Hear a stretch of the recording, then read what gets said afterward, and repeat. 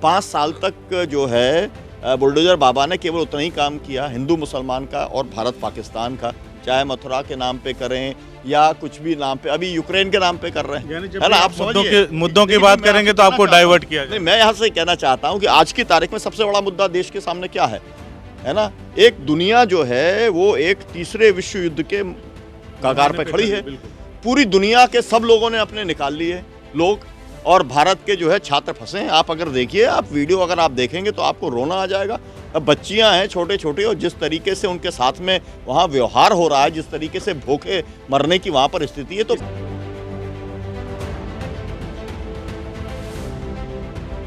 नमस्कार, मेरा नाम वसीम है और आप इस वक्त मेरे साथ अग्नि परीक्षा देख रहे हैं। उत्तर प्रदेश में विधानसभा चुनाव अब अपने अंतिम पड़ाव पर है और जो तमाम पार्टियों के बड़े नेता हैं वो इस वक्त पूर्वांचल की धरती पे मौजूद हैं और तमाम प्रयत्न कर रहे हैं, जनता को समझाने की जुगत में हैं, अपनी बातों को, अपनी पार्टी की नीतियों को जनता के समक्ष रख रहे हैं ताकि उनकी पार्टी की बातों को समझ करके जनता उन्हें वोट दे और सत्ता में वो वापस आ सके या सत्ता में दोबारा वापसी हो सके नेताओं की, जो अपने अपने हिसाब से दावा करते हैं। बहरहाल आपको बता दूं कि इस वक्त आजमगढ़ ज़िले के एक गांव में हूं और मेरे साथ कुछ मेहमान मौजूद हैं जो सोशल वर्क करते हैं। अलग अलग सभी के काम हैं, अलग अलग संगठन से हैं। उनसे हम लोग बातचीत करेंगे और जानने की कोशिश करेंगे कि उत्तर प्रदेश विधानसभा का जो चुनाव है वो किस तरफ मुड़ रहा है, उसका रुख क्या है, क्या सत्ता परिवर्तन होगा, उसमें इन लोगों की क्या भागीदारी है। जिस तरह से ये मुझे बताया गया है कि ये लोग काफ़ी समय से उत्तर प्रदेश के विभिन्न ज़िलों में, विभिन्न इलाकों में जा रहे हैं और समझने की कोशिश कर रहे हैं कि जनता क्या सोच रही है और जो सत्ता में है या जो सत्ता से बाहर हैं उन पार्टियों के नेताओं की जो सोचने की रूपरेखा है वो जनता को लेकर के क्या है, प्रदेश किस दिशा में जा रहा है। तो देर ना करते हुए इनसे बातचीत करेंगे और इनका परिचय इन्हीं से लेंगे क्योंकि बहुत सारा मैं नहीं जानता, तो इन्हीं से बातचीत करते हुए इसी क्रम में आगे बढ़ेंगे और आप लोगों से जानने की कोशिश करेंगे कि आप करते क्या हैं और यहाँ पे क्यों मौजूद हैं। तो सबसे पहले सर स्वागत है, यहीं से शुरू करते हैं। शुभ नाम बताएं, अपना परिचय देते हुए हमारे दर्शकों को बताएं कि आप यहाँ क्यों हैं। मेरा नाम ओंकार सिंह है, मैं हिंद मजदूर किसान पंचायत का राष्ट्रीय उपाध्यक्ष हूँ और समाजवादी पार्टी राष्ट्रीय लोकदल गठबंधन का स्टार प्रचारक हूँ और राष्ट्रीय महामंत्री हूँ राष्ट्रीय लोकदल का। तो सर क्या देख रहे हैं आप, जिस तरह से शुरुआत हुई फर्स्ट फेज से, बताया जा रहा है तमाम मीडिया रिपोर्ट्स में कि वहाँ पे काफ़ी अच्छी लहर है गठबंधन की, आरएलडी की और अखिलेश यादव की, समाजवादी पार्टी की। तो आप अब यहाँ पूर्वांचल में मौजूद हैं, तो क्या देखते आए हैं वहाँ से लेकर यहाँ तक? फरवरी के फर्स्ट वीक से हम लोग लगातार चुनावी दौरे पर हैं और गाजियाबाद, बुलंदशहर, अलीगढ़, मथुरा, आगरा, फिरोजाबाद, टुंडला, इटावा होते हुए कानपुर, लखनऊ, बहराइच और इधर पूरा इलाहाबाद से लेकर के गोरखपुर तक सभी जिलों में, बलिया में, इधर करछना में कुंवर साहब रेवती रमन सिंह जी का, सब जगह हम लोग गए। तो पश्चिम से जो पछुआ लहर, पछुआ बयार चली है वो ठंडी थी, लेकिन पूर्वांचल आते आते गर्म हो गई है और ये पूरे प्रदेश में समाजवादी पार्टी राष्ट्रीय लोकदल गठबंधन की लहर है। और वो लहर इसलिए है कि जो 17 में भारतीय जनता पार्टी की सरकार बनी 5 साल में और 14 में जो नरेंद्र मोदी जी की केंद्र में सरकार बनी, दोनों सरकारों के से किसान, नौजवान, छात्र, व्यापारी सभी परेशान हैं। और उसका कारण है, आप जानते हैं, जब नौजवान नौकरी मांगने के लिए लखनऊ जाता है तो उस पर लाठियां बरसाई जाती हैं। जब किसान अपनी आवाज़ उठाता है तो उस पर गोलियां बरसाई जाती हैं। आज हमारे साथ उस समय चूँकि लगातार 3 फरवरी से लगातार हम लोग जो चले आ रहे हैं चुनावी दौरे पर, डॉक्टर सुनीलम साहब संयुक्त किसान मोर्चा के नेता हैं, अरुण श्रीवास्तव जी संविधान बचाओ देश बचाओ के अध्यक्ष हैं, राष्ट्रीय अध्यक्ष हैं, हम सभी लोग, और BR पाटिल जी कर्नाटक से थे, श्याम रजक जी बिहार से थे, पूरे प्रदेश में हम लोग जा रहे हैं सिर्फ इसलिए कि हम लोगों का सिर्फ ये कहना है कि हम डॉक्टर लोहिया को मानने वाले लोग हैं। और डॉक्टर लोहिया कहते थे कि जैसे तवे पर रोटी पलटी जाती है ऐसे हुकूमत को पलटते रहना चाहिए। अगर रोटी नहीं पलटेंगे तो या तो जल जाएगी या खाने लायक नहीं रहेगी। और वो स्लोगन देते थे कि प्रजातंत्र का अटल नियम है, पलटो सदा हुकूमत को, और जब तक सदन विरोधी तगड़ा नहीं सभा में झगड़ेगा, स्वच्छ न होगा कभी न शासन, श्रमिक न रोटी पाएगा। तो हम लोग वो दिन आ रहे हैं सर? बिल्कुल आ रहे हैं। आने का मतलब यह है कि 5 साल ये बीत गया आप ये जान लो अराजकता थी, और हम ये मान के चलते कि भारतीय जनता पार्टी की जो नीतियां हैं वो विघटनकारी हैं, विभाजनकारी हैं। अगर इनकी नीतियां चल गई तो देश एक और विभाजन की ओर जाएगा। इसलिए हम लोग चाहते कि विघटनकारी ताकतों के खिलाफ, विभाजनकारी शक्तियों के मेरी जो आशंका है सर इस बात को लेकर के है कि 14 से 19 तक नरेंद्र मोदी इस देश के प्रधानमंत्री रहे, तमाम चीज़ें ऐसा देखने को मिल रहा था कि सत्ता विरोधी लहर है, उसके बावजूद भी देश की जनता ने 19 में फिर उन्हें एक बार सत्ता सौंप दी, प्रधानमंत्री बना दिया। कमोवेश स्थिति वैसी फिर दिख रही है, तो कैसे इसको माने सर? जैसा कि बताया जा रहा है कि जो फर्स्ट फेज में जो शुरुआत हुई थी वो 5वें फेज तक आते आते शांत सी पड़ गई है। नहीं शांत सर, अभी हम लोग अभी पीछे आपके बगल की जो कॉन्स्टिट्यूंसी सगड़ी में थे और जो पटेल वहाँ के उम्मीदवार हैं, अब मतलब इतने उत्साही कार्यकर्ता उस कार्यालय में मिले।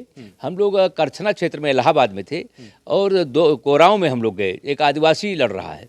करछना में हम लोग उज्जवल रमण सिंह चुनाव लड़ रहे हैं, और राम गोविंद चौधरी जी के क्षेत्र बलिया में भी हम लोग गए, उधर सिकंदरपुर में हम लोग गए। हर जगह गठबंधन की लहर है।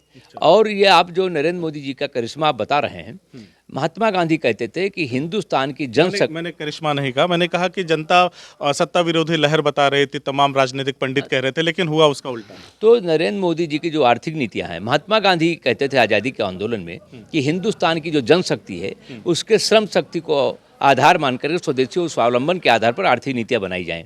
अगर ऐसा नहीं होगा तो देश आर्थिक बदहाली की ओर जाएगा। आज IMF और वर्ल्ड बैंक के इशारे पर आर्थिक नीति बनाने का काम केंद्र सरकार कर रही है, जिसके चलते बेरोजगारी, महंगाई चरम सीमा पर है, और जो रोजगार के अवसर पैदा होना चाहिए वो रोजगार के अवसर खत्म करने का काम कर रहे हैं। बहुमंडलीकरण, भूमंडलीकरण और वैश्वीकरण की तरफ जा रहे हैं। इससे देश की आर्थिक स्थिति बहुत ही बदहाली की ओर जाएगी। चलिए सर, शुक्रिया आपका। आगे बढ़ते हैं। आपका परिचय? मुझे दीपचंद विशारद कहते हैं। कहाँ से हैं सर? मैं आजमगढ़ से ही हूँ। क्या करते हैं? मैं तो शुद्ध राजनीति करता हूँ। शुद्ध राजनीति कर रहे जी हैं। हाँ। तो आजमगढ़ से हैं आप, समाजवादी पार्टी की राजनीति करते हैं या किस पार्टी की करते हैं? नहीं, मैं तो समाजवादी पार्टी का। क्या देख रहे हैं 10 सीटों पर? 10 सीटों पर हम ये देख रहे हैं, ये जो है RSS के लोग 15 अगस्त को जब जंतर मंतर पर संविधान की प्रतियां जलाए, और जो नरेंद्र मोदी जी के नाक के नीचे हो रहा था और उस पर कोई कार्यवाही नहीं हुई, और यह जो है RSS के लोग जो चाहते हैं कि हम इस संविधान को बदलेंगे। सर वो आजमगढ़ की 10 विधानसभा सीटों के बारे में पूछ रहा हूं। ठीक है, तो मैं पाँच हैं मौजूदा समय में, और आने वाले चुनाव में क्या आंकड़े होंगे? ऐसा है कि आने वाले चुनाव में हम ये नेता नहीं चुनाव लड़ रहा है, एक जनता की लहर है, गठबंधन की लहर है, और ये जनता चुनाव लड़ रही है। 10 सीटें जो है हम जीतेंगे। चलिए सर, आपका परिचय? मैं राणा प्रताप यादव हूँ। मैं जनता दल से जुड़ा था, जनता दल यूनाइटेड में हूँ रहा, और युवा जनता दल का मैं प्रदेश अध्यक्ष रहा। यानी जनता दल के जितने फाड़ हुए सब में रहे? जी, सब में रहे। और मौजूदा समय में शरद यादव जी के साथ हूँ अभी तक, जब तक वो जीवित हैं। और मैं तो कभी मन में विचार नहीं आया, तमाम दल बदलू घूम रहे हैं, कोई इस पार्टी में कोई उस पार्टी में, सपा से बसपा, बसपा से भाजपा, तो हम भी हो लेंगे किसी किनारे? देखें, जहाँ से हम लोग राजनीति में आए, राजनीतिक दल कार्यकर्ता के लिए माँ की तरह होता है। माँ और बेटे के बीच का जो रिश्ता है वही दल और राजनीतिक पृष्ठभूमि में ये बातें सब कितनी जायज हैं? अब वो जायज़ है नाजायज़ हैं, हम उस पर बहस नहीं जाते। हम अपने को उसमें कहाँ खड़ा करते हैं, हम इस पर काम करते हैं। हम बदल सकते हैं जितना हम बदलने का प्रयास करते हैं। राजनीति की स्थिरता होनी चाहिए, वैचारिक जीवन होना चाहिए, और फिर जो सफ़र है राजनीति का वो अपने आप बनेगा, नहीं बनेगा तो उसका पछतावा भी नहीं है। तो क्या देख रहे हैं सर इस बार चुनाव, 22 के चुनाव में क्या देख रहे हैं? 22 के चुनाव में हमको जो दिख रहा है, सत्ता परिवर्तन होना है, और उसमें हमको एक चीज़ दिख रही है कि उत्तर प्रदेश के अंदर जो वीकर सेक्शन है उसकी पूरे 5 बरस में 17 से 22 तक जितना शोषण हो सकता था उतना किया गया है। वो वीकर सेक्शन आज अंगड़ाई ले रहा है सरकार के खिलाफ। मुझे तो लगता है कि हमारे देश का वीकर सेक्शन, खाली उत्तर प्रदेश का नहीं, जो आप जिस वीकर सेक्शन की आप बात कर रहे हैं या जिस गरीब तबके की आप बात कर रहे हैं, मुझे लगता है कि एक ऐसा फुटबॉल है वो जो ढंग से उसे अपने पैरों से मतलब प्ले करने के लिए बना लिया, खेलने के लिए बना लिया, उस आसानी से गोल में तब्दील कर सकता है। देखें, तो बदलाव तो कहीं नहीं हुआ। देखें, एक चीज हम बताएं, जिनसे मुकाबला है वो ताकतवर लोग हैं, उनके पास धन की ताकत है, जन की ताकत नहीं है, लेकिन जनता को वो भ्रमित करके ताकत बना लेते हैं। इस बार 5 वर्ष जो ठगा गया है वीकर सेक्शन, वो सचेत हो चुका है। जी, आप कैसे कॉन्फिडेंट हैं इतना, जैसे कि जब अखिलेश की 12 से 17 तक सरकार थी, तमाम काम हुए, लोग दावा करते हैं कि तमाम काम हुए। ये उत्तर प्रदेश की वो माटी है जहाँ की दुनिया के भीतर सियासत करते हैं लोग। अच्छा। आजमगढ़ से बाहर की सियासत यही धरती के लोग करते हैं। उत्तर प्रदेश में जितना देश के प्रधानमंत्री दिया है, शायद देश में कोई ऐसा स्टेट नहीं जितना इसने प्रधानमंत्री ने दिया हो। लेकिन आज बदहाल है, उत्तर प्रदेश बदहाल है। तो बदल रहा उत्तर प्रदेश इस बार? हाँ, श्योर है। और सर, आप बताएं सर। जी, मेरा नाम परिचय डॉक्टर देते सुनीलम है। जी। मैं समाजवादी पार्टी का पूर्व राष्ट्रीय सचिव हूँ और वहाँ पर 8 विधायक थे, तो विधायक दल का नेता था। और किसानों का संगठन है किसान समाजवादी संघर्ष पार्टी से समिति। आप विधायक रहे 2 बार? हाँ, एक बार इंडिपेंडेंट था और एक बार समाजवादी पार्टी से था मैं। और किसानों का संगठन है किसान संघर्ष समिति, उसका मैं अध्यक्ष हूँ और उस तरीके से संयुक्त किसान मोर्चे का मैं सदस्य हूँ। मैं जो है मुख्य तौर पर किसानों की बात करना चाहूँगा।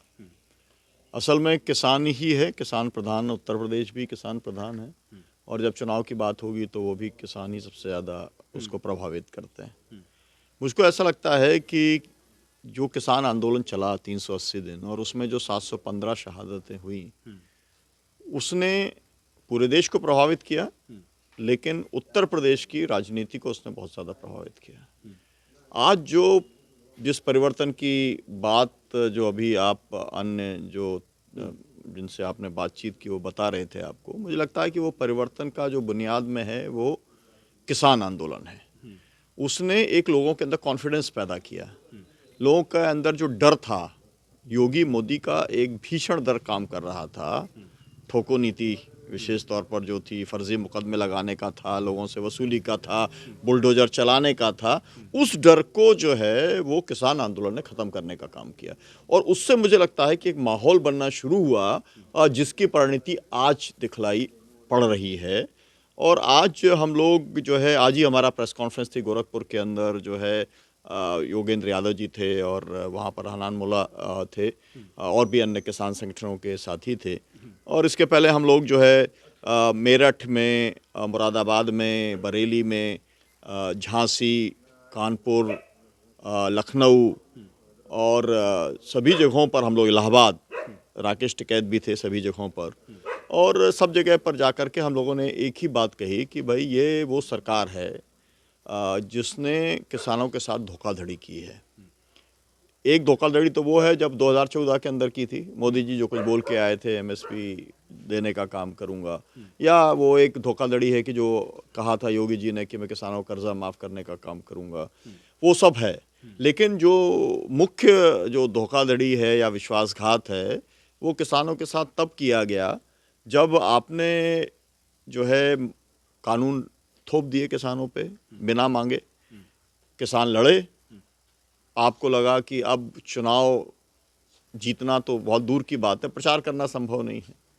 मतलब मेरा ये है कि केवल और केवल इसलिए जो है मुकदमे वापस लिए गए, मुकदमे कह रहा हूँ, कानून वापस लिए गए क्योंकि पंजाब में, हरियाणा में, वेस्टर्न यूपी में भाजपा के नेताओं का बाहर जाना, सभा करना मुख्यमंत्री सहित संभव नहीं बचा था।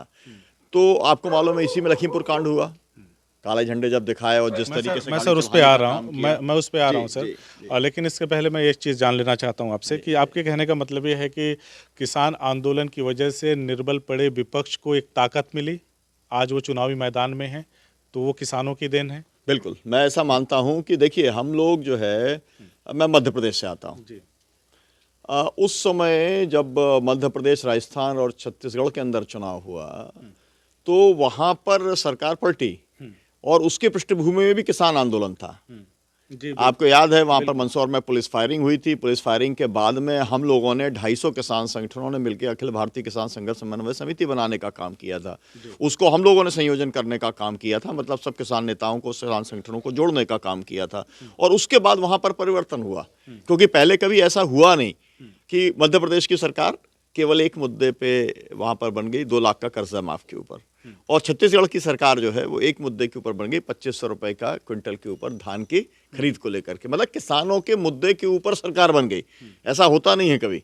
मतलब ये है मेरा कहना कि हम लोगों ने एक जो वातावरण बनाना शुरू किया, और वो वातावरण कब से बना? मोदी जी जब आए, उन्होंने भूमि अधिग्रहण कानून को बदलने की कोशिश की। 3 बार उन्होंने प्रयास किया, असफल रहे। बहुत बड़ा आंदोलन भूमि अधिग्रहण के खिलाफ में चला। वो एक किस्म का एक ग्राउंड था। उसके बाद में एक गोली चालन हो गया मंदसौर का। उसके बाद हमने 250 किसान इकट्ठे किए। उसके बाद पूरे देश के अंदर हम लोग घूमे। हम लोग 2 कानून बनवाना चाहते थे, एक किसानों की कर्जा मुक्ति और लाभकारी मूल्य की पूरी गारंटी। और इसको लेकर के हम लोगों ने संसद के अंदर भी कानून पेश करवा दिए। 22 पॉलिटिकल पार्टी ने उसका समर्थन भी कर दिया। तो मैं आपको बता ही रहा हूं कि ये जो हमारा 380 दिन का आंदोलन चला, इसके पहले से भी एक बैकग्राउंड बन रहा था। किसानों ने गर्मी पैदा करने का काम किया और आंदोलन खड़ा करने का काम किया अपने हक के लिए। और आज जाकर के एक स्थिति बनी कि आज अगर समाजवादी पार्टी ये कह रही है कि हम एमएसपी देंगे, आज समाजवादी पार्टी ये कह रही है कि हम जी या है ना, अगर जो है अगर वो कह रहे हैं कि हम सिंचाई का मुफ्त पानी देने का हम काम करें, सिंचाई और या निजी नलकूपों के लिए भी हम देंगे। समाजवादी पार्टी के जो अध्यक्ष हैं उनसे इस मुद्दे को लेकर के आप लोगों की किसान मोर्चा की कोई बातचीत हुई है कि आप जो ये बातें कह रहे हैं कहीं वो चुनावी जुमला ना साबित हो, जनता फिर ना ठगी जाए या किसान फिर ना ठगे जाएं? तो इन सब चीज़ों को लेके बातचीत हुई है कि जो आप 300 यूनिट बिजली फ्री किसानों, हम लोग तो मैदान में है ना, तो जुमलेबाजी तो जो है आपको मालूम है कि हमारा जो बिल्कुल नहीं चलने वाली, किसी की नहीं चलने वाली है। और आपको मालूम है कि मोदी जी ने कहा था कि एमएसपी थी, है और रहेगी। लेकिन हम अभी पूरे उत्तर प्रदेश में घूमे हैं, लगभग 1 महीना हो गया है। 100-150 कॉन्स्टिट्यूंसी में होके आए हैं। वहां पर सबसे बड़ा क्या सवाल, धान का रेट 1100 से ज्यादा का नहीं मिल रहा, और रेट कितना है? 1970 रुपए का रेट है, 1940 रुपए का रेट है। तो ये जो है, ये किस्म के किसानों की जो लूट चल रही है, तो वो तो सामने दिख रही है कि जो मोदी जी कह रहे हैं वो वास्तव में वो नहीं हो रहा है ना। और जो भी कुछ किसान पैदा कर रहा है, छोटी छोटी 0.6 जो है इसके एकड़ की जो है जोत है यहाँ पर इस पूर्वांचल के अंदर, पूरे देश में एवरेज जो है 1.25 एकड़ का आता है। तो उसके अंदर जो है वो सब ये जो छुट्टे जानवर हैं वो चढ़ जा रहे हैं। जहाँ पर भी हम गए, सब लोग जो है रात भर टॉर्च लेके बैठते हैं, है ना। कहा था इन्होंने कि हम रोजगार देंगे 70 लाख लोगों को, तो कई लोग मजाक उड़ाते हैं कि रोजगार तो दे दिया, हर घर में 3 लोगों को रोजगार दे दिया कि शिफ्ट के अंदर आदमी जाकर के खेत के अंदर बैठता है, केवल अपने ये छोटे से खेत को अपने उसके बचाव करने के बचाने के लिए। और सांडों की स्थिति ये है कि हम कल इटवा में थे, और इटवा में अखिलेश जी वहाँ पे भाषण कर रहे थे और यहाँ पर सांड चढ़ गए, और मेरे यहाँ का मध्य प्रदेश का एक सौदान सिंह यादव आया था, उसको जो है लाल टोपी पहना, पटक पटक के मारा उसने, सांड ने। मतलब मेरा ये है कि लोगों का जीवन हराम है। उस सांड ने प्रधानमंत्री जी की बात को अक्षरशः आत्मसात कर लिया कि लाल टोपी वालों से खतरा। नहीं, सांड और लाल टोपी आपको मालूम है कि ये जो मतलब उसका एक रंग का, मैं आपसे समझना चाहता हूँ। मेरा कहना ये है, मैं आपको बताना ये चाह रहा हूँ कि ये जो परिवर्तन की जो लहर बनी है वो किसान आंदोलन से बनी है। एक चीज मैं और आपसे समझना चाहता हूँ सर, में ये फिक्सिंग है एक। लखीमपुर जो खीरी के अंदर जिस तरीके से आशीष मिश्रा ने अपने थार के वाहन से जो 4 किसानों को कुचला, एक पत्रकार भी उसके अंदर जो है रमन मारे गए, तो वो किसानों के दिमाग में बैठा हुआ है। और उसका एक तरीके का जब उसने, और एक सबसे बड़ी गलती ये हो रही है कि देखिए ये आंदोलन जो है, ये हमने जो 380 दिन का जो आंदोलन हुआ, असल में ये 2 दिन का आंदोलन हमने बुलाया। केवल 2 तारीखें थी, 26 और 27 नवंबर, है ना। 2 दिन का ये आंदोलन था हमारा। अब वो 2 दिन का 380 कैसे हो गया? वो इसलिए हो गया कि मनोहर लाल खट्टर साहब ने एक बयान दे दिया। उन्होंने कहा कि पंजाब के किसानों को मैं हरियाणा क्रॉस करके दिल्ली नहीं जाने दूंगा। उसको पंजाबियों ने अपना एक चुनौती मान ली, क्योंकि पंजाब और हरियाणा का एक पुराना टसल चल रहा था, दिल्ली के साथ में पंजाबियों का पुराना टसल चल रहा था। उन्होंने इसे चुनौती माना और फिर इन्हें पूरी ताकत लगा दी। आपको मालूम है गड्ढे खोदे और क्या क्या सब कुछ किया, सब कुछ लोगों ने टीवी में देखा, सब कुछ देखा है, रिपीट करने की जरूरत नहीं है। उस चक्कर में क्योंकि वो चुनौती दी, इसलिए आंदोलन 2 दिन का 380 दिन का बना। इस बीच में भाजपा के एक विधायक के साथ में गुंडों ने राकेश टिकैत के ऊपर हमला कर दिया। अब जो उसके ऊपर हमला किया तो फिर जिस तरीके से वहां पंजाबियों ने उसको चुनौती मारा था, तो पूरा वेस्टर्न यूपी खड़ा हो गया, है ना, चुनौती मान करके। अब मैं आगे मैं बस केवल 2 लाइन कहना चाहता हूं। फिर एक और चुनौती जो है, मतलब मूर्खतापूर्ण बयान एक जो है बुलडोजर बाबा ने दे दिया, और उनका बयान ये था कि हम गर्मी उतार देंगे। और गर्मी उतारने का, किसकी गर्मी उतार रहे थे वो? किसानों की गर्मी, जाटों की गर्मी, मुसलमानों की गर्मी। अब इसका इतना जबरदस्त जो कंसोलिडेशन हुआ है ना, जो लोग ये कह रहे हैं, है ना, कि जो वहाँ पे हवा शुरू हुई और एकदम बम्पर मेजॉरिटी से वहाँ पे आ रहे हैं, तो उसका कारण ये बयान, मुख्य कारण मैं आपको बता रहा हूँ। या तो हाँ, गर्मी निकालने वाला बयान, या फिर जो एकजुटता किसान आंदोलन के चलते बनी थी। आप वही देखिए, मैं हर समय इस बात को बोल रहा हूँ कि जिन चीज़ों ने भाजपा लाई थी, वही चीज़ें भाजपा को खत्म कर रही है। जैसे मुजफ्फरनगर से भाजपा का प्रवेश हुआ, भाजपा को मेजॉरिटी मिली, और वही मुजफ्फरनगर के अंदर, मैं उस रैली के अंदर था जो राकेश टिकैत ने बुलाई, 15 लाख लोग वहां पर पहुंचे, और वहां पर क्या नारा लगा? हर हर महादेव और अल्लाह अकबर का नारा लगा। तो वो नारा किसका था? कोई राकेश टिकैत का नारा नहीं था, वो या तो बाबा टिकैत का था या चौधरी चरण सिंह का था, है ना। तो एक उसका एक पूरी पृष्ठभूमि थी। तो फिर से लोगों को जोड़ने का काम किया, तो वो कनेक्ट कर दिया। तो वो जो एक तरीके का जो एक विभाजन पैदा किया था, जो ध्रुवीकरण पैदा किया था, वो खत्म हो गया। वही आधार था। 5 साल तक जो है बुलडोजर बाबा ने केवल उतना ही काम किया, हिंदू मुसलमान का और भारत पाकिस्तान का। आपको याद होगा वो बयान का, मैं याद दिलाना चाहता हूं कि प्रधानमंत्री इसके बारे में जब कहा गया कि भाई जो है महंगाई इतनी ज़्यादा बढ़ गई है, तो उनके एक मंत्री ने क्या बोला था? अरे भाई, महंगाई छोटी मोटी चीज़, आलू प्याज की बात करेगा क्या? वो तो POK के ऊपर कब्जा करेगा और 2024 के अंदर पाकिस्तान के एक हिस्से को भारत के अंदर मिलाने का काम करेगा। मतलब ये है, आज भी चाहे मथुरा के नाम पे करें या कुछ भी नाम पे, अभी यूक्रेन के नाम पे कर रहे हैं, है ना। आप मुद्दों की बात करेंगे तो आपको डाइवर्ट किया जाए। नहीं, मैं यहाँ से कहना चाहता हूँ कि आज की तारीख में सबसे बड़ा मुद्दा देश के सामने क्या है ना। एक दुनिया जो है वो एक तीसरे विश्व युद्ध के कगार पे खड़ी है। पूरी दुनिया के सब लोगों ने अपने निकाल लिए लोग, और भारत के जो है छात्र फंसे हैं। आप अगर देखिए, आप वीडियो अगर आप देखेंगे तो आपको रोना आ जाएगा। अब बच्चियां हैं छोटे छोटे, और जिस तरीके से उनके साथ में वहाँ व्यवहार हो रहा है, जिस तरीके से भूखे मरने की वहाँ पर स्थिति है, तो भारत सरकार। इसी पे मैं आपसे एक सवाल लेता हूँ। 2 बार के MLA रहे हैं आप। छोटी जगहों पे, छोटे देशों में लोग पढ़ने क्यों जाते हैं? इस तरह का स्टेटमेंट अगर हमारे देश के पॉलिटिशियन दे रहे हैं, तो क्या ये डूब मरने वाली बात नहीं है? बिल्कुल। देखिए, आप जब कहते हैं कि हमारा देश महाशक्ति बन रहा है, हमने इतना डेवलप कर लिया है, और फिर लोग यूक्रेन में अगर पढ़ने के लिए इतनी बड़ी संख्या में, हजारों की संख्या में जा रहे हैं और रूस के अंदर जा रहे हैं, इसका मतलब ये एक तरीके से ये आपके ऊपर एक बहुत बड़ा रिफ्लेक्शन है। आपकी जो है पूरी शिक्षा व्यवस्था के ऊपर ये बहुत बड़ा रिफ्लेक्शन है। और मुझको लगता है कि इसके बारे में आज नहीं तो कल सरकारों को सोचना पड़ेगा। एक किस्म का ये ब्रेन ड्रेन है। जो यहाँ से लोग चले जाते हैं, जो आपके सबसे ज़्यादा प्रतिभाशाली छात्र हैं, वो ठीक है, वो शुरुआत होती है अमेरिका में जाते हैं, यूरोप में जाते हैं, वहाँ नहीं होता है तो फिर और कोई दूसरे देशों में जाते हैं। तो ये तो एक पूरी जो शिक्षा प्रणाली है, इसको पूरी तरीके से जो ध्वस्त करने का काम हुआ है। और अगर अभी का आप देख लीजिए, इस बार का सेंट्रल का जो बजट आया, उसके अंदर पूरे के पूरे कल्याणकारी योजनाओं को आपने जो है घटाने का काम किया। मतलब आप ये सोचिए कि शिक्षा और स्वास्थ्य का जो बजट है, उसके बराबर का बजट, मतलब 4.5 लाख करोड़ का जो बजट है, उतना तो इन्होंने माफ़ी दे दी अडानी अंबानी को मिला करके। और ये मेरा कहना नहीं है, ये जो है सुब्रमण्यम स्वामी और पवन वर्मा ने राज्यसभा के अंदर सवाल किया, उसका जवाब दिया है।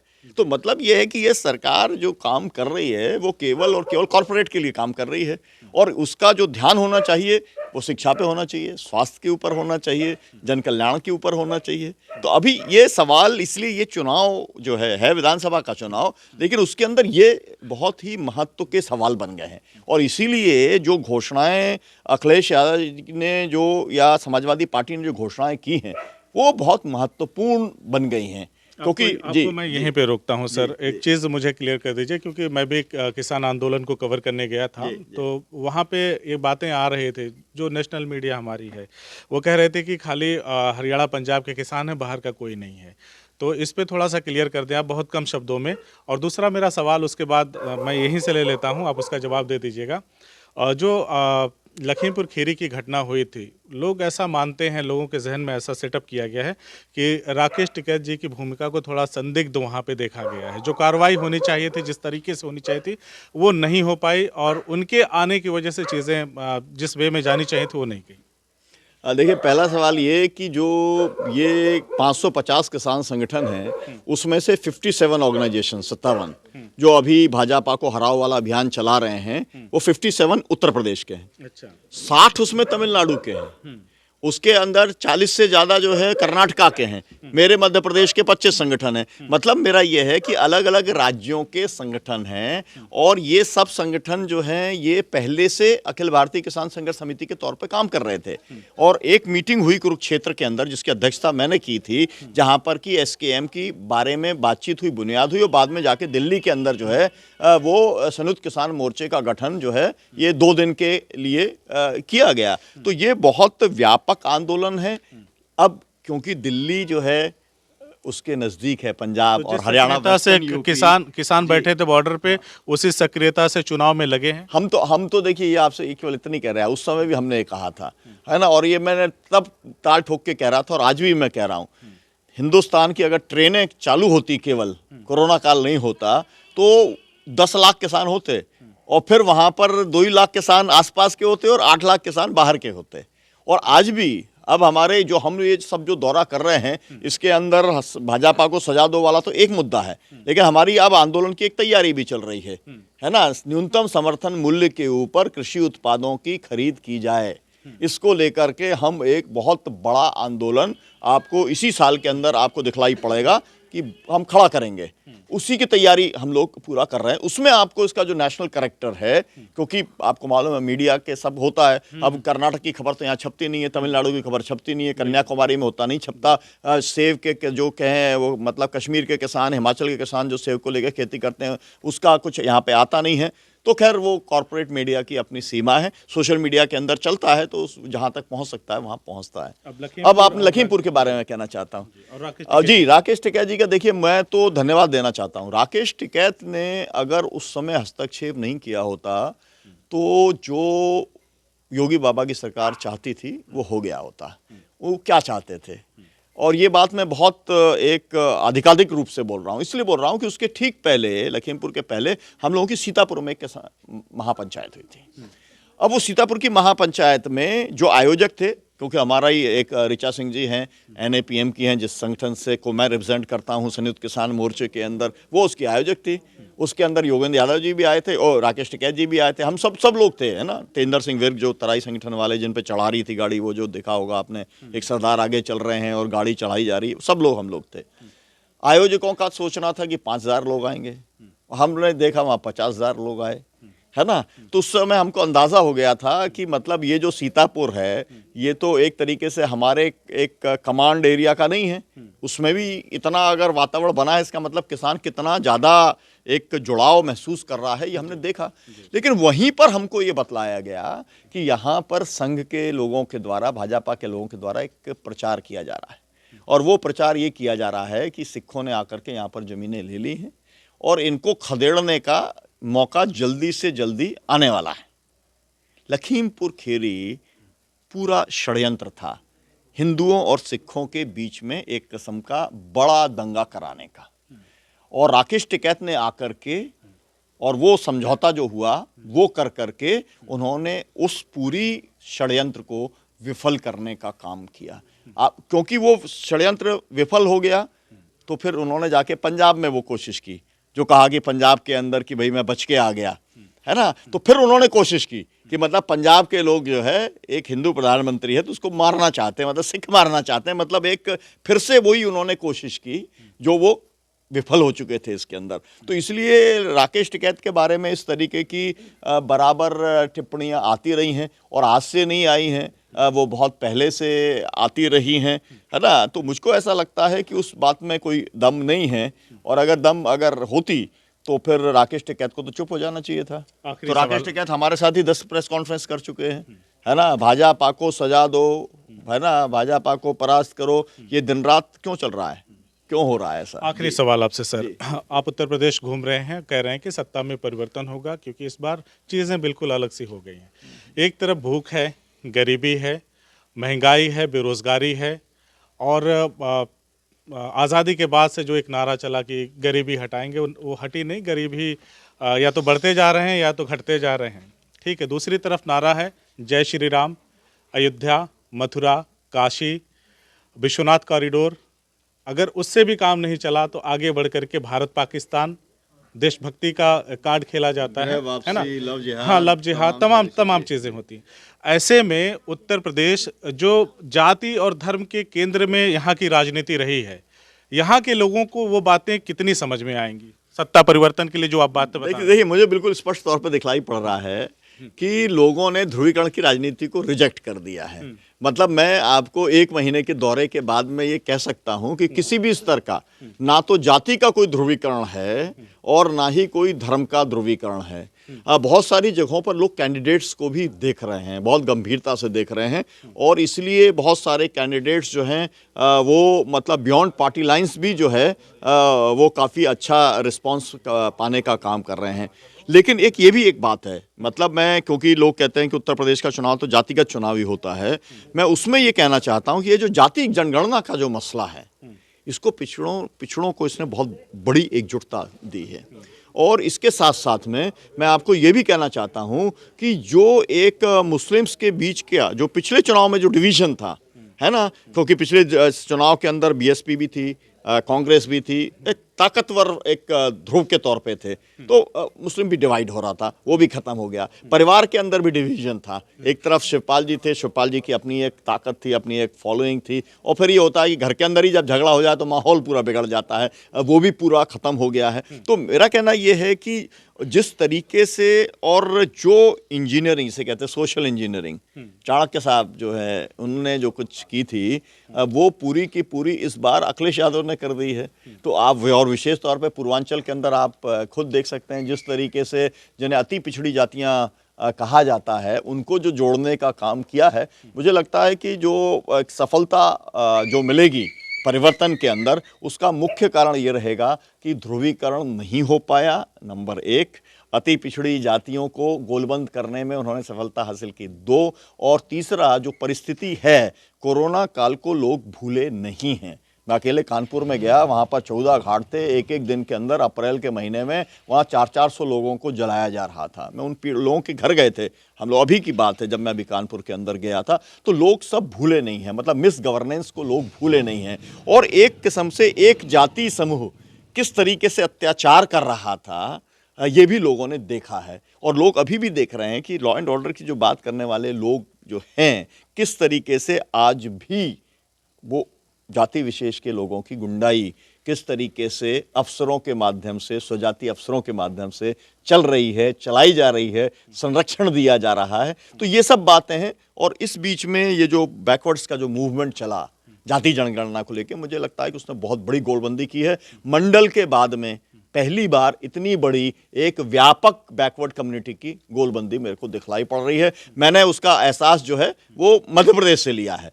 मध्य प्रदेश जैसी जगह जहाँ पर कि बहुत ज़्यादा पॉलिटिकल अवेयरनेस उस लेवल पे नहीं है, मतलब बिहार और यूपी के लेवल से बहुत कम है अवेयरनेस, लेकिन वहाँ पर बैकवर्ड मूवमेंट इतना आगे चला गया, तो फिर उससे अंदाज़ा मेरे को आ गया कि यूपी के अंदर कितना आगे गया है। इस सब का परिणाम जो है वो निकलने वाला है, जो 10 मार्च को आएगा। शुक्रिया सर, और क्षमा चाहूँगा आपसे, आप तक आते आते काफ़ी देर हो गई सर। चाहूँगा कि हमारे दर्शकों को एक बार अपना परिचय दें। मेरा नाम अरुण कुमार श्रीवास्तव है।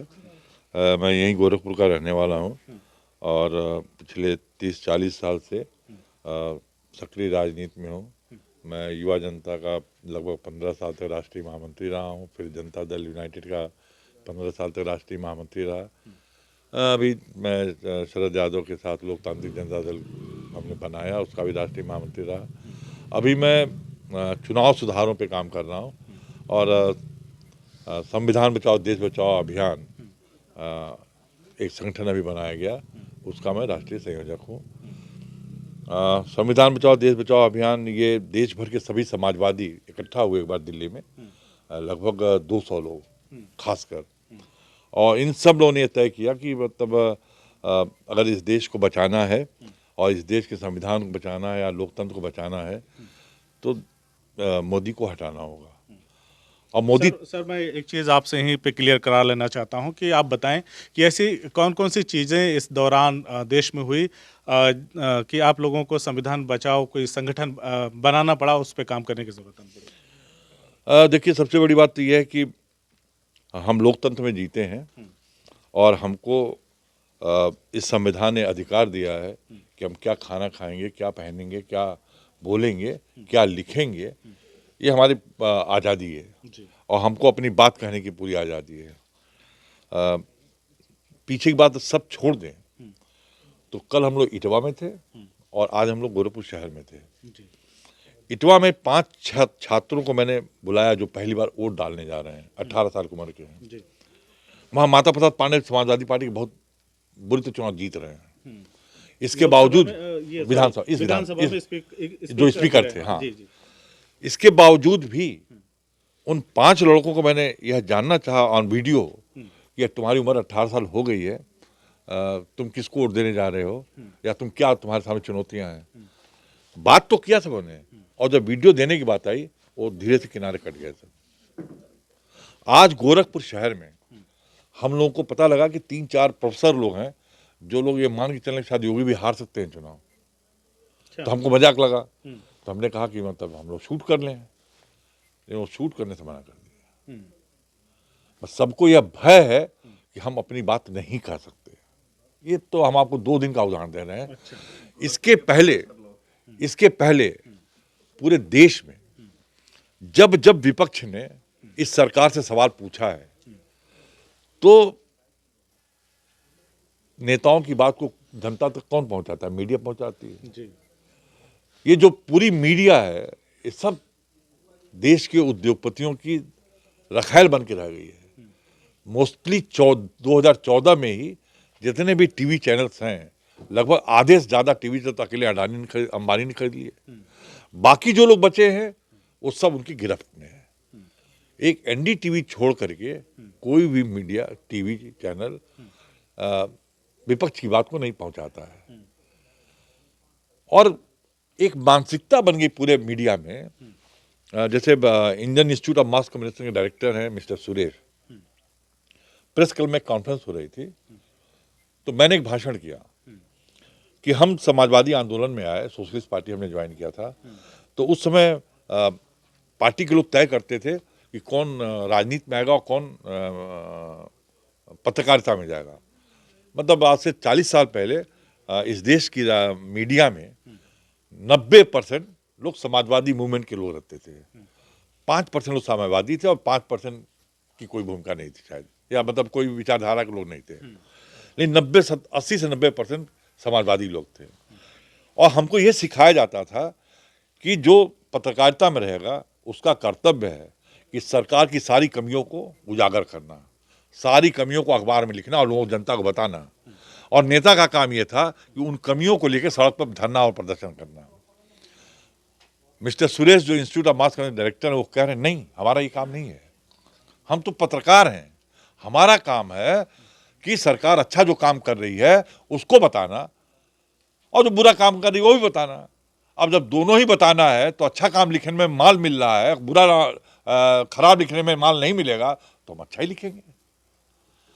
तो यह बहुत बड़ा एक परिवर्तन आया। और जो विपक्ष के लोगों ने जो पार्लियामेंट में या बाहर जिसने सवाल खड़ा किया उसको 1 मिनट में इस देश की मीडिया ने देशद्रोही बना दिया। आप क्या समझ रहे हैं? विपक्ष, और जैसा हमारे साथी सुनीलम कह रहे थे, और किसान आंदोलन नहीं हुआ होता तो विपक्ष के सारे नेता घर में सो रहे होते। सही बात है, इसीलिए मैंने उनसे पूछा था, ये सवाल मैंने लिया था उनसे। किसान आंदोलन ने मोदी को झुका करके इस सारे नेताओं को सड़क पर बोलने की हिम्मत दिला दिया, संजीवनी दे दिया। नहीं तो इनकी दम नहीं था इन लोगों को कि लोग चुनाव प्रचार कर पाते। ये हालत है इस देश की। तो हम सब समाजवादियों को लगा कि देश में तो लोकतंत्र बचेगा ही नहीं अगर ये हाल रहेगा तो मोदी को हटाना है। और मोदी तभी हटेगा जब उत्तर प्रदेश के चुनाव में योगी को हटेगा। तो हम सब लोगों ने मिल करके तय किया कि हम लोग 3-4 ग्रुप बना के हर विधानसभा में जाएं और भाजपा हराने की बात करेंगे। हम समाजवादी पार्टी के सदस्य नहीं है, ना हम समाजवादी पार्टी जिताने की बात करेंगे, भाजपा हराने की बात करेंगे, और जहां जहां जो बीजेपी को हरा रहा होगा हम उसको जिताने का काम करेंगे। तो क्या लगा? और हमने उस समय ये भी तय किया कि हम सभी नेताओं को अप्रोच करेंगे कि सभी विपक्षी दल एक हो जाएं। हमने पूरी प्रयास किया, हम असफल हो गए कि कांग्रेस इस विपक्ष में शामिल नहीं हो पाई, लेकिन जो अभी गठबंधन बन गया है, जिन लोगों के साथ भी बना हो, वो मैं समझता हूं कि आज की तारीख में सक्षम भी है और समर्थ भी है भाजपा सरकार को हराने के लिए। मैं इस गुण आधार बहस नहीं करना चाहता हूं कि अखिलेश ठीक है या नहीं है, मैं किसी विधायक ने काम किया है कि नहीं किया है, अखिलेश ने गलत टिकट दिया है, सही टिकट दिया, मैं इस बहस में नहीं जाना चाहता हूं। हमारे सामने देश की सबसे बड़ी चुनौती है कि इस संविधान को बचाना है, और ये संविधान तभी बचेगा जब भाजपा सरकार जाएगी। अगर भाजपा रह गई तो इस संविधान में ऐसे संशोधन होंगे, आज बिना संशोधन हुए भी हम वो चीज देख रहे हैं कि जो नहीं हो सकता था। तो जब संशोधन हो जाएगा तो फिर क्या होगा? लोकतंत्र बचेगा कैसे? हम 1973 में सोशलिस्ट पार्टी ज्वाइन किए थे, 75 में और जयप्रकाश जी के आंदोलन में हम राजनीति में आए, और तब से आज तक हम संगठन का काम कर रहे हैं। हमें साफ दिखाई दे रहा है कि वास्तव में आपातकाल में जो चीज हमने नहीं देखा था वो अभी हमको देखने को मिल रहा है। मैं एक और उदाहरण दे रहा हूं कि मेरा बेटा वकील है और देश के सभी बड़े अखबारों में लिखता रहता है। मेरी बेटी आके उससे कहती है कि बाबू तुम मत लिखो, मोदी तुम्हारा बिगाड़ देगा, कुछ गड़बड़ कर देगा। मेरी दोनों बेटियां विदेशों में पढ़ी हैं, बड़ी उच्च शिक्षा की हैं। उन बच्चों, और जो मेरे जैसी मेरी बेटी है जिसने कभी किसी को कुछ समझा ही नहीं, सबसे लड़ता ही रहा होगा, उसके अंदर भी यह डर है कि उसके भाई को कुछ गड़बड़ हो सकता है अगर वो इस तरह लिखता रहा। तो आप देश की जनता की बात क्या करेंगे? और मैं समझ रहा हूं कि अभी मतलब मैंने पहले बता दिया कि हमारा ये मुद्दा नहीं है कि किस विधायक ने काम किया है, किस जाति का है, किसका क्या है, अखिलेश ने सही टिकट दिया, अखिलेश ने गलत टिकट दिया। मैं आ भी नहीं रहा हूं। बिल्कुल हम इस पर बहस नहीं पढ़ना चाहते हैं। हम देश के संविधान को बचाना चाहते हैं, इस देश में लोकतंत्र को रखना चाहते हैं, इसमें बीजेपी को यहाँ हराना चाहते हैं। तो क्या लगा इतना जोड़ना चाहता हूँ, अगर आपकी बात पूरी हो जाए तो मैं केवल एक बात ये जोड़ना चाहता हूँ, क्योंकि संविधान की बात आई। मैं ये कहना चाहता हूँ कि जब देश के अंदर सभी आप पूरे पब्लिक सेक्टर को बेच देंगे तो असल में जो आरक्षण है वो इररिलेवेंट हो जाएगा। उसी बात को उनसे जी जी, तो ये एक जो है ये एक सबसे बड़ा सवाल है, और पहली बार ऐसा संशोधन किए बिना ही संविधान में बहुत सारी चीजें जी जी, तो पहली बार असल में ऐसा हुआ है कि जो इस देश का जो दलित है, उस दलित को ये समझ में आया है कि प्राइवेटाइजेशन का, निजीकरण का मतलब हमारे आरक्षण का खत्म होना है। और जब वो ये इस समय कह रहे हैं, सबसे ज्यादा इस बात को देश के अंदर दलित समझ रहा है कि संविधान खतरे में है ना। और ये इस एक सीखने वाली बात है, पूरे देश के सब लोगों को सीखना चाहिए, दलितों से सीखना चाहिए कि वो समझ रहे हैं, है ना। वो क्यों समझ रहे हैं? वो इसलिए समझ रहे हैं क्योंकि उन्हें मालूम है कि जब पूरा पब्लिक सेक्टर जब प्राइवेट हो जाएगा तो आरक्षण समाप्त हो जाएगा, है ना। तो ये एक सवाल था। मैं बस एक बात केवल और मैं जोड़ दूं, वो जो आपने जो बात कही थी मीडिया को लेकर के, मैं कहना चाह रहा हूं कि इस समय आप चैनल देखिए, यूपी को लेकर के चैनल देखिए। एक तो कॉरपोरेट वर्ल्ड के चैनल हैं पूरे, जिसे मेन स्ट्रीम मीडिया कहते हैं। वो क्या सुर है उसका कि योगी बाबा लौट रहे हैं। और पूरे आप यूट्यूब देखिए और सोशल मीडिया देखिए, उसका क्या स्वर है कि परिवर्तन हो रहा है, बदलाव हो रहा है। तो ये पूरा का पूरा बट गया। मतलब जनता की जो भी अपने खुद के, मतलब जो लोग जो हैं इस समय जो है हजारों की संख्या में तो यूट्यूबर्स हैं और लाखों की संख्या में वो लोग हैं जो सोशल मीडिया पे ऑपरेट करते हैं खुद स्वतः प्रेरणा से, उनके पीछे कुछ वो नहीं है ना। तो मुझे लगता है कि ये जो एक बड़ा एक जो डिवाइड है, इससे एक लोगों का पार्टिसिपेशन बढ़ा है। तो पहले तो भैया वही था कि जिसके पास में किसी का बिल्ला था, फलाने उसका मैं हूँ चैनल का तो अभी मेरा चलेगा, है ना। अभी आप जो है, अगर आप प्रामाणिक तरीके से, अगर आपका ये जो चैनल है CIB, अगर ये लोगों की जो है एस्पिरेशंस को रिफ्लेक्ट करता है तो लोग यही देखना पसंद करेंगे, वो नहीं देखेंगे आज तक। उन्हें तो यही आज तक है। क्यों? क्योंकि ये वास्तव में प्रामाणिक सच्चाई को दिखाने का काम कर रहा है। तो ये एक बहुत बड़ा अंतर आया है। असल में पहले कहा जाता था कि संचार क्रांति आ गई, लेकिन अब है ये जो संचार क्रांति का, इसका मिसयूज भी होने की संभावना पूरी रहती है, क्योंकि आपने देखा ही है कि सोशल मीडिया के अंदर भी ट्रॉलर्स हैं, सोशल मीडिया के अंदर भी। लेकिन आज अंतर है, एक समय था मीडिया भी मतलब उनके पक्ष में रहा है, आज ऐसा और आज नहीं। मोदी ने जो है जो आए सरकार में, मैं नहीं मानता कि केवल उनकी वजह से आ गए, सोशल मीडिया भी पूरी तौर पे राहुल गांधी को पप्पू बनाने में और मोदी को बड़ा भारी महिमा मंडित करने में लगी थी वो उस समय। लेकिन उसके अब बाद ये देखिए, सोशल मीडिया ने धीरे धीरे बहुत लोग नहीं, अभी पहले तो देखिए, इस्तेमाल अभी पहले बहुत तो बड़ा आईटी अंतर आया है। सेल ने हाँ, इस्तेमाल मैं किया, आपके उसके मैं बाद देश के चुनाव जब लोगों ने आम लोगों ने इसमें नहीं, अपनी आपके सहभागिता चुनाव को निभाई। लेके कहना चाहता हूं कि उत्तर प्रदेश के चुनाव में आप देखिए, एक तरफ तो वो लोग हैं जो पेड हैं, जो ट्रॉलर्स हैं, जो भाजपा से संघ के से पैसा पाते हैं, है ना। दूसरी तरफ वो लोग हैं जो स्वप्रेरणा से अपनी वीडियो बना करके अपने तरीके से डालने का काम करते हैं। इस समय वो लोग भारी पड़ रहे हैं। इस समय जो पेड लोग हैं, जो बहुत प्रोफेशनल लोग हैं, जिनके पास में कैसे किस तरीके से आदमी के दिमाग के ऊपर असर डालना है, क्या नैरेटिव बनाना है, उसके वो मास्टर लोग हैं, लेकिन वो सब फेल हो गए हैं। यूपी सबसे बड़ा राज्य है और 2024 के अंदर जो है वो बाकी सब राज्य डिसिसिव नहीं होंगे, उत्तर प्रदेश ही डिसिसिव होगा। और ये कहा जा रहा है ये सेमीफाइनल है, और इसीलिए यहाँ पर अगर ताकत लगा देंगे और यहाँ पर अगर योगी बाबा मतलब चले जाएंगे, तो एक तो हम लोग जो कहते हैं कि कानून वापस होने की संभावना समाप्त हो जाएगी, अगर ये आए तो कानून फिर से वापस आएंगे। ये तो एक बात है हमारा यहाँ पर रहने का कारण। लेकिन दूसरी बात ये भी है कि एक बार अगर यहाँ पर विपक्ष आ गया तो फिर 2024 जो है उसमें मोदी सरकार को हटाना, जो कि मोदानी मॉडल, मतलब कि मोदी प्लस अडानी जो है ये मिलकर के जो होता है कि कॉरपोरेट को मैक्सिमम प्रॉफिट करने के लिए जो मॉडल इस देश पे ठोकना, मैं उसको मोदानी मॉडल कहता हूँ। हम उससे इस देश को बचाना चाहते हैं, इसीलिए ये कहते हैं कि भाई उत्तर प्रदेश बचाओ और देश बचाओ। दूसरी बात देखिए, पंजाब के अंदर इतनी ताकत है, एक कोई दुनिया में ऐसा कोई किसान आंदोलन नहीं हुआ जैसा पंजाब में हुआ। पंजाब के किसान आंदोलन के साथ सत्ता भी खड़ी थी, मतलब कांग्रेस खड़ी थी। विपक्ष के अंदर अकाली दल थे, वो तो दिल्ली छोड़ करके आके खड़े हो गए थे साथ में। आम आदमी पार्टी भी खड़ी थी, वहाँ की इंडस्ट्री भी खड़ी थी, कर्मचारी भी खड़ा था, मीडिया भी खड़ा था, है ना। और पूरी दुनिया के जो एनआरआई हैं वो भी खड़े थे। तो वहाँ पर हम लोग चिंता नहीं है, हमारे को इसलिए चिंता नहीं है कि वहाँ पर मामला साफ है भारतीय जनता पार्टी का, नंबर 1 पहले ही समझ चुके सब स्पष्ट है, इसमें कोई दिक्कत नहीं है, कोई संभावना नहीं है, मतलब 0.001% संभावना है कि वहाँ पर कोई भाजपा का कुछ हो सकता है, नहीं है।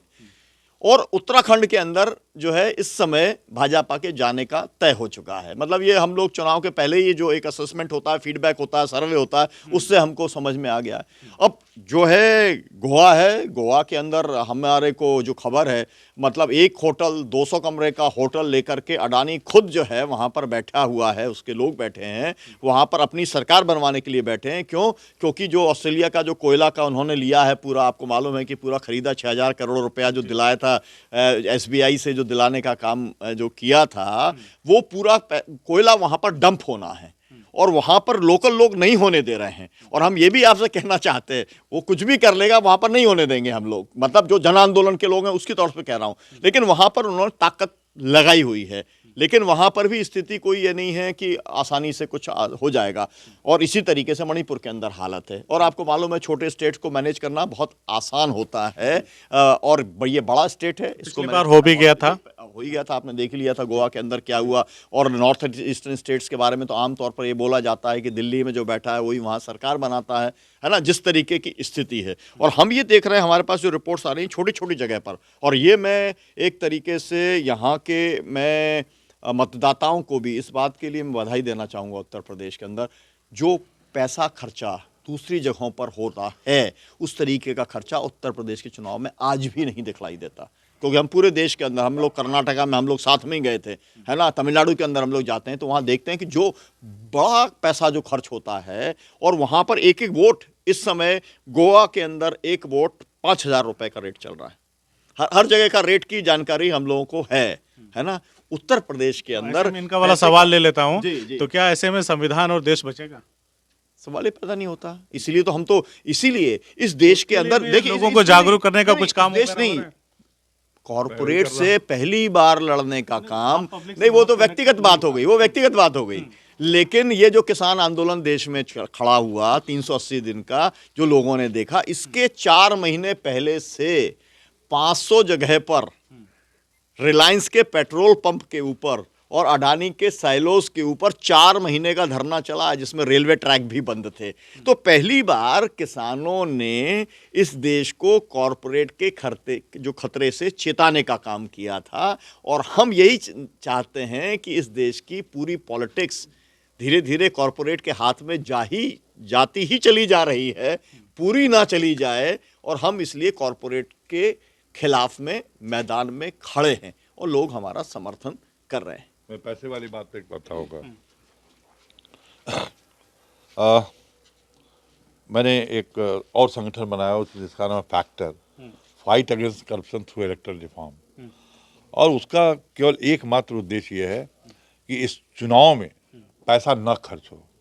उसके लिए हमने पूरे देश में लगभग 200 कॉन्फ्रेंसेस किया है, तमाम सारी रिपोर्ट हमने तैयार किया है कि जब तक चुनाव में पैसा खर्च होगा वह भी एक बहुत बड़ा कारण होगा लोकतंत्र में खतरे का। तो चुनाव में पैसा नहीं खर्च होना चाहिए। मैंने एक खाका तैयार किया है, अब लड़ाई लड़ेंगे आगे। चलिए साहब, वीडियो भी काफ़ी लंबी हो गई, लेकिन सबसे सार्थक बातचीत हुई और बातचीत का मायने मतलब भी आपको समझ में आएगा। वो किसान थे जिन्होंने निर्बल पड़े विपक्ष को एक नई आशा दी और आज मैदान में डटे हैं। सत्ता परिवर्तन की बात आ रही है। आप जैसे लोग भी हैं जो किसान आंदोलनों से जुड़े हुए लोग हैं, आप संविधान बचाओ अभियान को आगे बढ़ा रहे हैं। ऐसे तमाम लोगों से हमने बातचीत की। अब किसान इस आंदोलन को, क्या सत्ता परिवर्तन की जो बात हो रही है उसको अपने अंजाम तक पहुंचा पाते हैं, इसकी बानगी हमें 10 मार्च को देखने को मिल जाएगी। बहरहाल, हमसे बातचीत करने के लिए आप सभी का बहुत बहुत शुक्रिया, बहुत बहुत धन्यवाद सर। CIB इंडिया न्यूज की सभी खबरों को देखने के लिए लाल रंग की बटन को दबाकर चैनल को सब्सक्राइब जरूर करें, घंटी जरूर दबाएं ताकि हमारी सभी खबरों के नोटिफिकेशंस आप तक पहुंचते रहें।